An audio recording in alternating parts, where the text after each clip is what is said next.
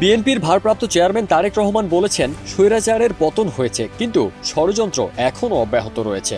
এসব ষড়যন্ত্রের ২০ দাঁত ভেঙে দিয়ে জাতীয়তাবাদী শক্তিকে সঙ্গে নিয়ে মানুষের অধিকার ও গণতন্ত্র প্রতিষ্ঠা করতে হবে। এজন্য আমাদের আন্দোলন এখনও শেষ হয়নি।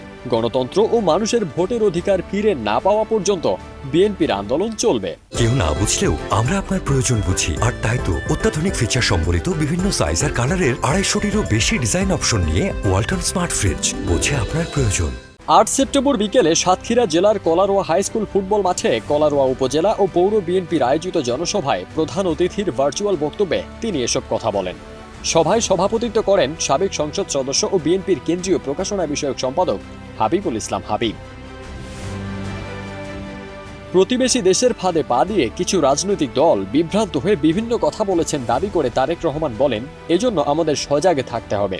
দেশের ভেতরে বাইরে যারা কলকাঠি নাড়ছেন তারা চায় না দেশে গণতন্ত্র ফিরে আসুক। এক যুগেরও বেশি সময় ধরে সমগ্র বাংলাদেশের মানুষ নির্যাতিত হয়েছে। কলারোয়া সাতক্ষীরার মানুষ এর প্রমাণ।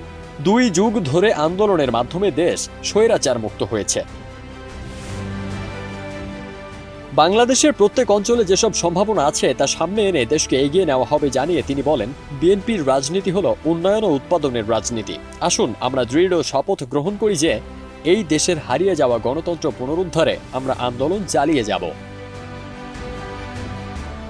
তারেক রহমান আরও বলেন, সম্ভাবনাগুলো বাস্তবায়ন করতে হলে নির্বাচিত সরকার দরকার। জনগণের সরকারই জনগণকে নিয়ে ভাবে।